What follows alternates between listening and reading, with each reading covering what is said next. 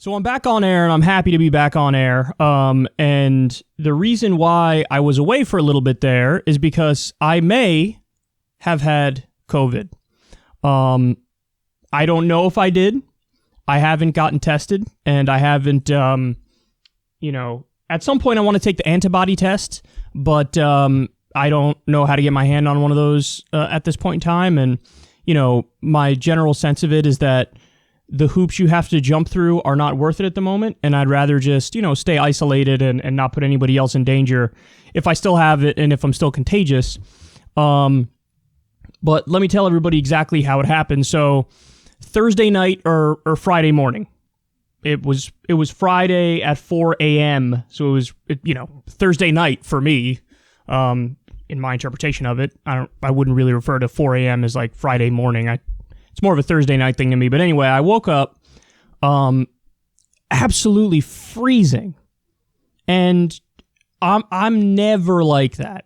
So for me, I don't sleep with too many layers on, and I like it chilly.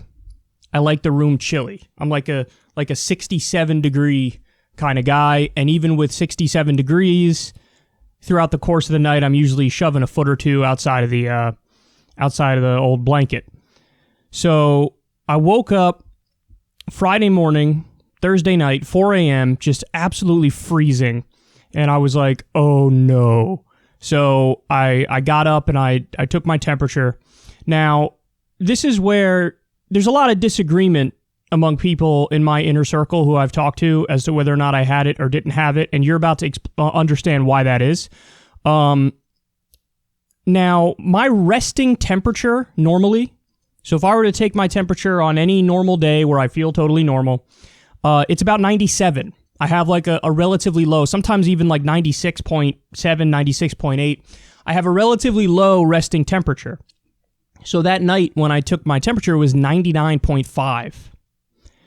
Now, I'm told you only really have to worry about COVID when it's like 100.4 or higher.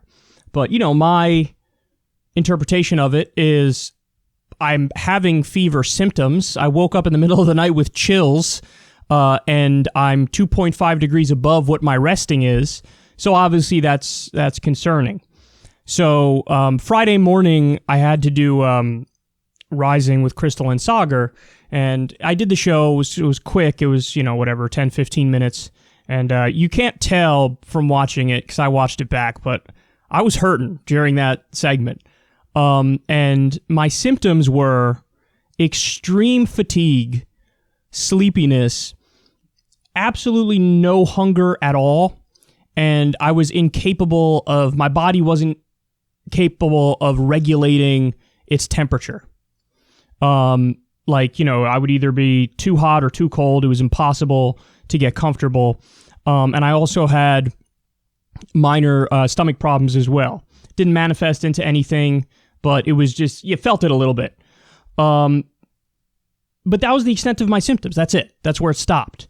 And I never had the throat problems. I never had the coughing problem. I never had breathing issues.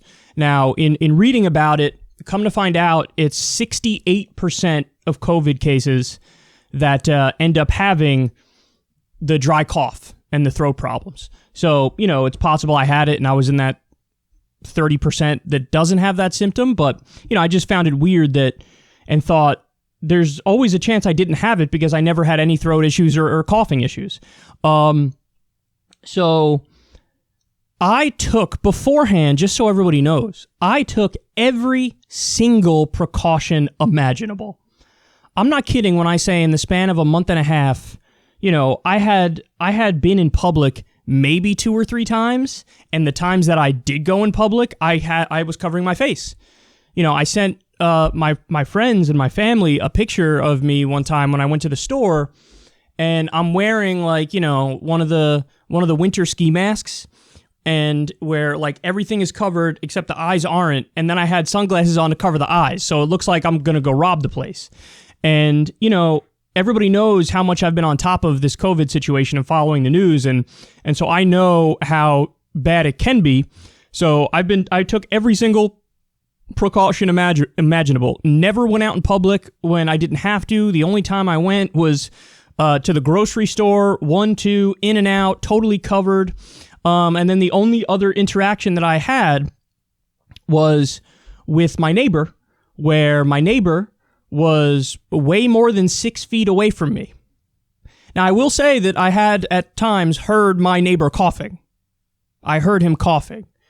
I also happen to know that he never actually got sick, though. Like, he had a little cough, but he never had any other symptoms at all, and he's perfectly healthy, and he hasn't had any problems.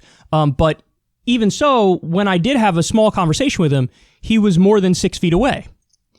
So, if I had it, this thing is so insanely contagious that I can't wrap my mind around it, that we're really having a conversation about whether or not it's airborne.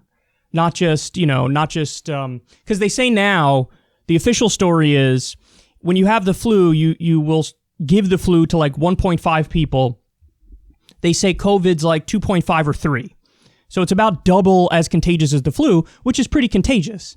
But, and granted, this is anecdotal and this is total bro science, but I 100% can tell everybody I wasn't going anywhere. I was away from everybody. And the only times I stepped out in public, I was taking every single precaution imaginable.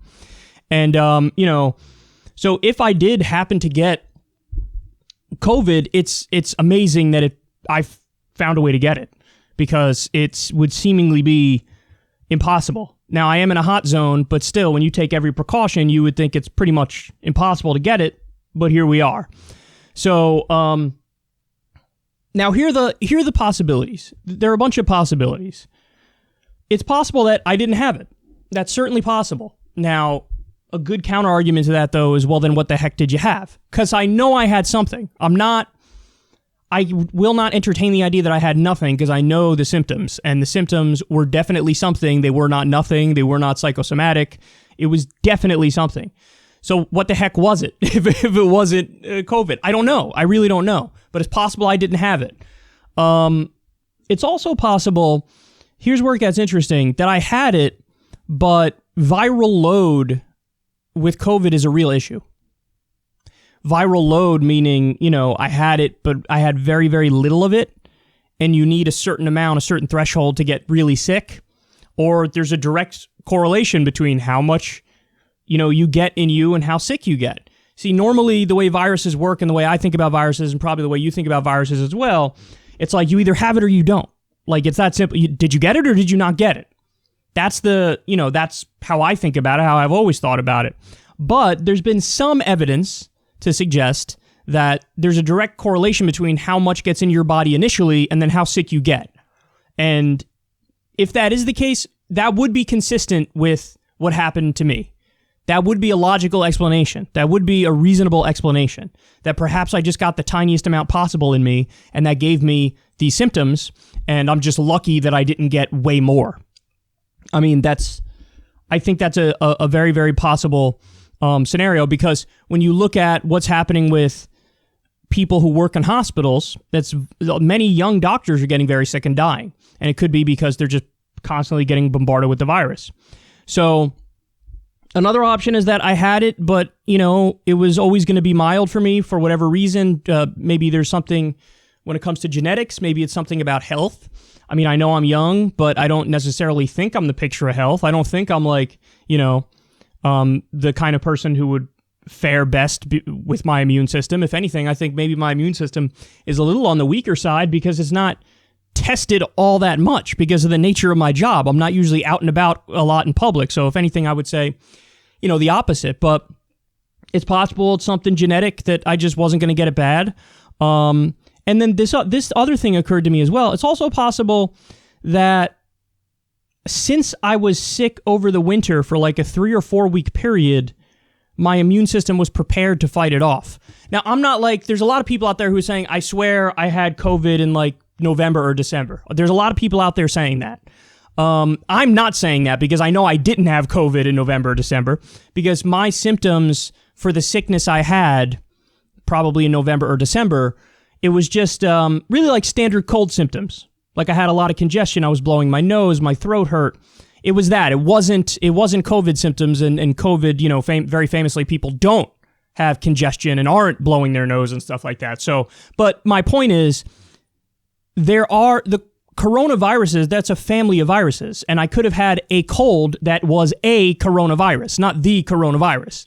And so perhaps that could have prepped my immune system for having a different kind of coronavirus, namely COVID, and so I was able to fight it off relatively well. And it's also possible that, you know, I had it and I have it, and there have been cases, I don't know how many, but plenty of cases where people have it, they feel like they get better, and then they get worse again and they fall off a cliff. I mean, I guess it's still technically possible that I have it like that. But I don't know, I would say I'm like 95% better. So 95 is a pretty high number. So I, knock on wood, I would like to think that whatever I had is gone now. So hopefully that's true. But my overall takeaway from this, guys, is just stay home as much as possible. Because it's not even that, for me, this time around, it wasn't even that the symptoms were so bad that, you know, it was like this worst sickness of my life. It was what goes on in your head as you know you have symptoms. And you're like, oh my God, is this going to get worse? Oh my God, am I going to not be able to breathe? Oh my God, am I going to have to go to the hospital? And then probably one of the biggest mistakes I made was telling you guys a couple days ago, like, okay, I might have it, because I got a bunch of messages where people were like, bro, I know somebody exact same symptoms as you, hospital right now, or dead. And I'm like, why did I even say anything publicly? Because what happens is you read that and you're already in a vulnerable state, and then you start thinking about it, and then like the fact that your mind goes so negative makes your body feel more negative as well. So yeah, but for me, I mean, the strongest symptoms were just extreme fatigue, and I slept so much in those first 2 days on Friday and Saturday. I mean, it was like nonstop sleep. I probably slept for 13 hours. I slept a lot, and I just didn't want to move at all. I had extreme fatigue, zero hunger. I mean, I did eat, but I had, like, the whole time I was faking it, like forcing myself to get the food down, because I could have gone for sure without eating. So I don't know. But now, you know, at this point, I can almost hope that, like, wow, I really hope I had it and now I have the antibodies. So now I feel like Superman, but I don't know. At some point I'll take the antibody test, but it's too tough to get your hands on a test now. So I'm not going to do it. But anyway, I'm back. I'm happy to be back. I hope everybody's healthy, and I hope everybody stays at home as much as possible, because I'm a real cautionary tale that I could have dodged a bullet if I did have it. And I'm somebody who, even with every precaution in the world, still maybe somehow managed to get it, and that's a terrifying thought.